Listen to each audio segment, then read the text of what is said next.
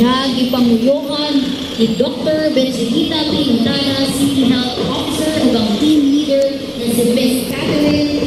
Obes sa Quick Action Response Team.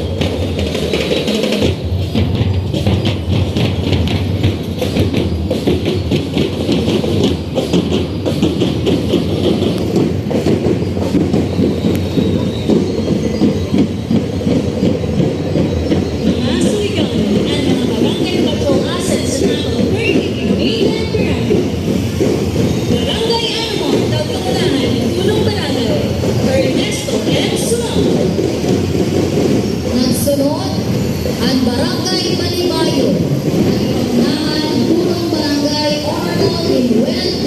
Aquino. Barangay Bonifacio, tagpangunahan ng Halangdong punong Barangay Evangeline M. Alves. Barangay Kabukunga sa pangulo ng punong Barangay Honorable Cristina S. Pareha. Barangay Cabio, tagpangunahan ng punong Barangay Honorable Romelo B. Ortiz.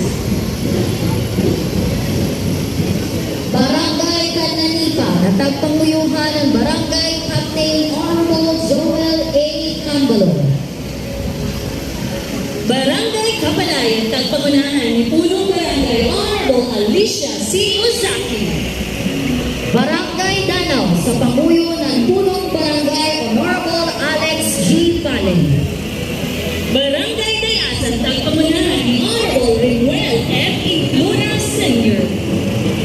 Barangay Ipi, punong Barangay Ferdinand M. Besario. Barangay Lipata, punong Barangay Jose Mary Apote. Punong Barangay Luna, Honorable Nel Vincent B. Algonza.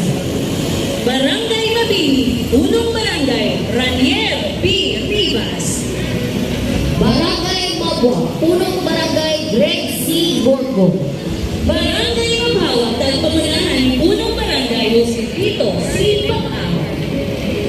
Barangay Mati, punong Barangay Norberto A. Berzon. Barangay Nabago, punong Barangay Alberto B. Amahan.